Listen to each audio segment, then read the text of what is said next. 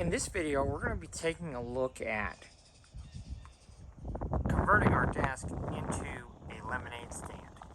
So I've thought about several different ways we can do this, and I want to try and do it, pretty quickly and easily. So I think what we're going to do is this is going to become the front side of our lemonade stand. And so for simplicity, I want this to be solid across the front of it. And so for simplicity, all we're gonna do is just take some fence pickets and just come from one leg to the other. And it's probably gonna take, this is 30 inches tall, so it's probably gonna take five fence pickets. So you're looking at $10 just to put a cover on the back side here all the way across. And I think that's just going to be the simplest, quickest solution to get us a solid base. So we're going to go ahead and measure how wide this is, and then go ahead and put in the 4 or 5 fence pickets that's going to take to fill that front end. I had some other ideas I was originally going to do, but I just think the other ideas were a lot more complicated, and I think this will be a very simple, quick, easy thing to go ahead and do. So that'll be our first step. So let me go ahead and get that done, and I'll show you what that looks like. So now you can see what we did there. We just laid the desk down, and now we can go ahead and apply our pieces. I did go ahead and use 5. I probably could have got by with 4. But we went ahead and used 5 pieces, cover that front up.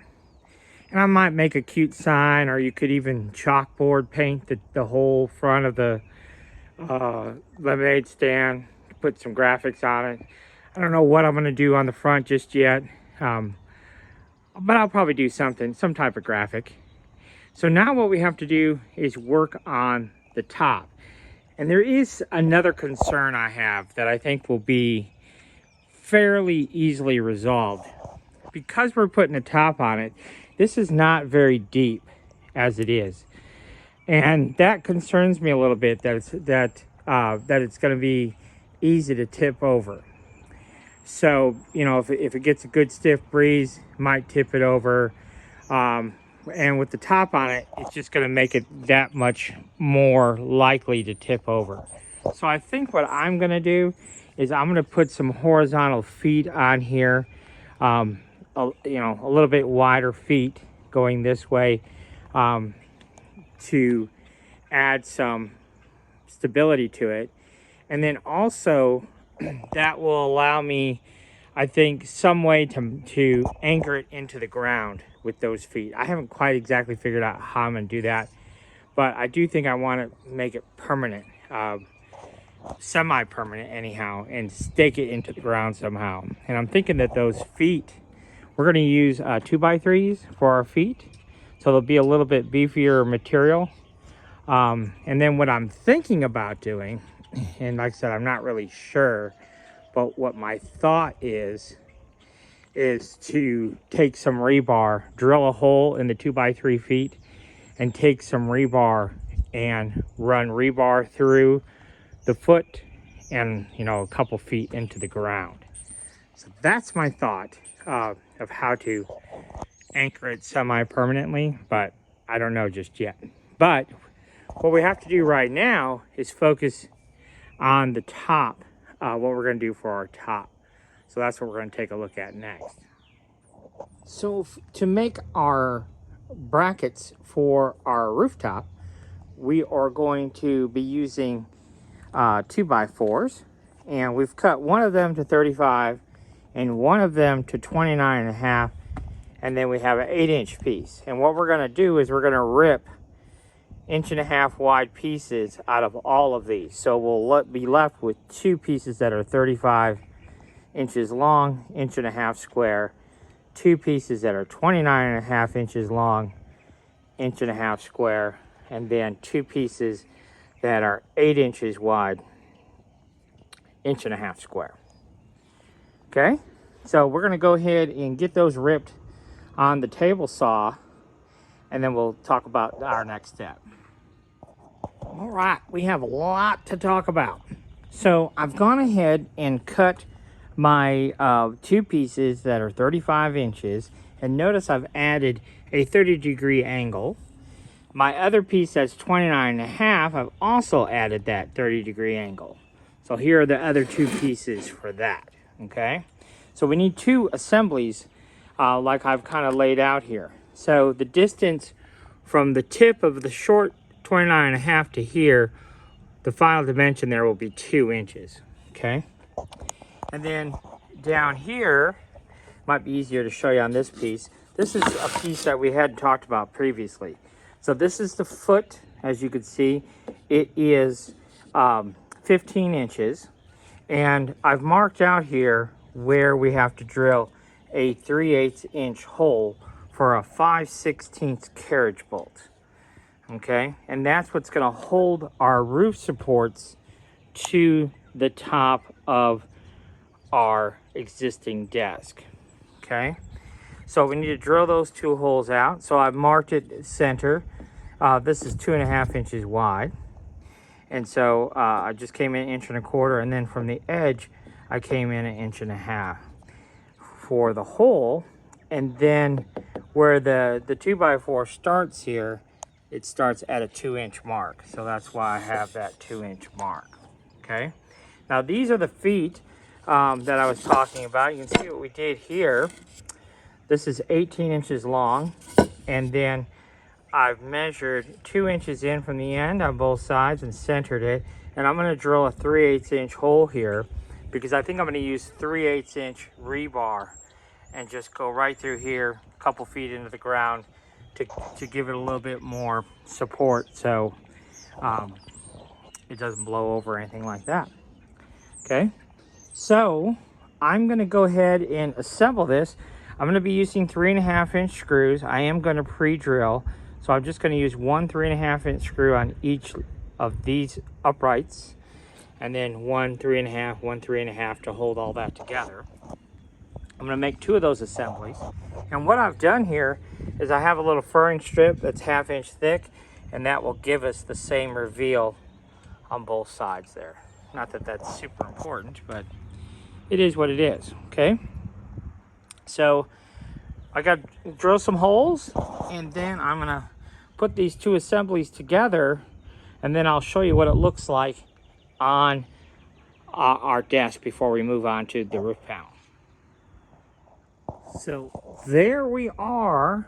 You can see what we did there. We put our feet on, and then once I get it to its final resting place, we can put our 3/8 inch rebar in there.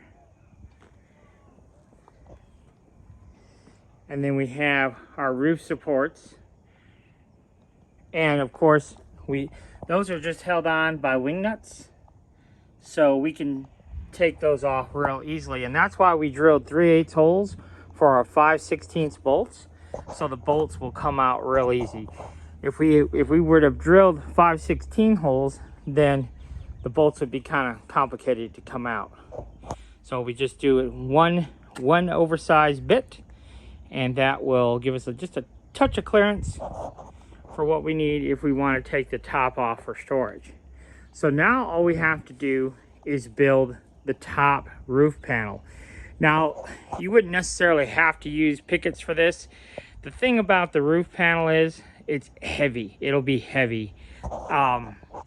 And so, you know, you could add some additional bracing in here and maybe do some type of fabric top or something that would just be lighter weight. But I'm gonna go ahead and do it with pickets because mine is not meant to be transported.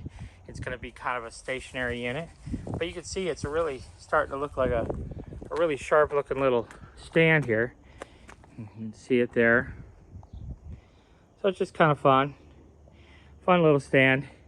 So what we're going to do for our roof panel is, I believe we're going to do 9 pieces that are 22 inches.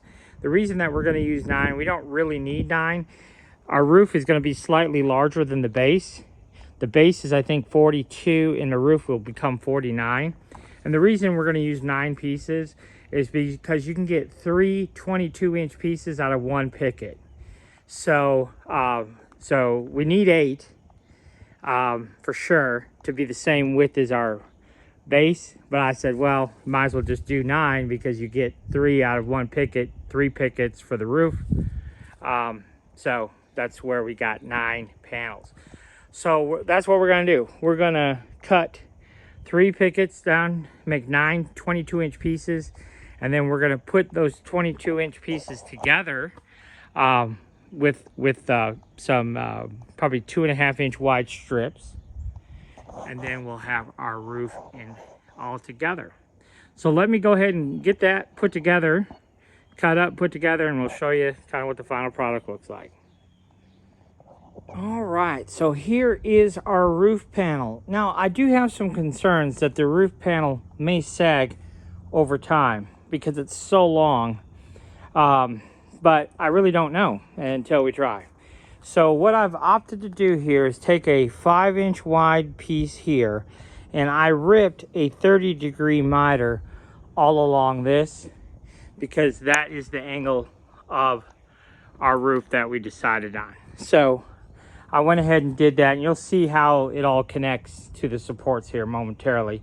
And then I just measured up 2 inches from the end, and that's where we'll put this horizontal one in. Now, if the roof does sag, we could put a support here, going from there to there, and same thing over here to support the roof more.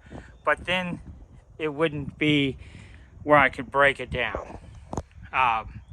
So I think for right now, we're going to try it with the roof panel full. Another thing I thought about doing as far as to add some rigidity to it, this is on the bottom. This will be the bottom of the roof. On the top of the roof, I could put some additional pieces on the top of the roof and then screw down through here into the top piece. And that would definitely add some rigidity to the roof panel. So that might be a solution too. I want to get it put together just like it is and then figure it out from there. So what we're going to do is we're going to use an ample amount of glue. We're going to staple all this together temporarily with some 1-inch staples, and then we'll come back in with some 1-inch screws. I've got some 1-inch deck screws, and we'll go ahead and use deck screws and screw it all together too. All right, so let me get that done, and we'll see what it looks like on the stand. We'll see it more clearly here momentarily, but I did make a rookie mistake. This top board, you see how the bevel is like going down at this angle? It should have been flipped over and the angle going this way, if you understand what I'm saying. Opposite of the way we have it. So it should have been flipped over and the angle going the opposite way to catch these properly. So what happened is we could still use it. I'm not gonna take it all apart and what have you, but because I made the mistake up here, I had an issue down here. And actually, this actually kind of worked out in our favor in a sense, because now that we have these notches, that notch will go right here and right there and kind of center it left to right. So I'm kind of bummed about that. Let me tell you something else I discovered when I kind of dry fit this thing. This panel's heavy, and I knew it would be. Now it will get lighter once it dries out because this is all wet material. So it will get lighter, but it is heavy. And these things, while they're, they're sturdy, they're not, indestructible because all we have is 3.5-inch screws down here. One thing that we could have done possibly is use some lag bolts, and that would definitely have made these a stronger joint down here. I think it'll be okay, even with this weight of this roof, but I might be thinking of some other options for roofing materials that will last outdoors, that would be lighter. I don't know what those might be. One thing that we could have done, and we definitely could have done, is even if we would have just milled these down to a 1/2 inch thick, that would have definitely make it lighter. So, or 3/8 of an inch thick, because you know it's really just for looks. So next time I might go ahead and mill these down, because it would only take a second to do it, and then it wouldn't be so heavy. I'd probably go ahead and mill it down to 3/8, because it's really just for looks, and that would almost cut the weight in half in doing that. So it's an idea, but at any rate, let me get the roof on, and then we'll take a final look at it. Well, there you have it. That's our finished product, and it really turned out nice. There's not as much flex in the roof panels as I thought there might be, so we might be all right with it not sagging. The one thing I did want to show you is in here how those notches worked out. So you can see I made the notches 2 inches wide, so we got a little bit of play there. And my original intent was to have a notch on the back side, but because of my goof up, we don't have a notch on the back side. But it's not a big deal, okay? And what I want to try and show you here is there is a little wiggle in the top, which I don't really like. And I've built a lot of these in the past, and one thing that will fix that issue, and because this is a semi-permanent installation, I'm going to go ahead and do it. But just take a Picket and go from here to here with 3 screws on each side, and that will take away the wobble back and forth. Okay, so we're going to do that later when I get it to its final resting place. But otherwise, it's super cute. I think the kids are really going to enjoy it. So that's it. Hope you enjoyed this video, and hopefully it kind of like spurs you to think, man, just to think. It started out with a fence picket. We made a wood crate. Then we took the crate and made a desk. Then we took the desk with more fence pickets and turned it into a cute little vending stand, a little lemonade stand, whatever you want. So it just turned out really, really good. So I hope you enjoyed this one. Do like and subscribe. We got a lot more fence picket projects coming your way. We have all kinds of things that we build with fence pickets. Things you might have never thought about building with fence pickets. We build them with fence pickets anyhow. So with that said, that's it for this one. Thanks for watching.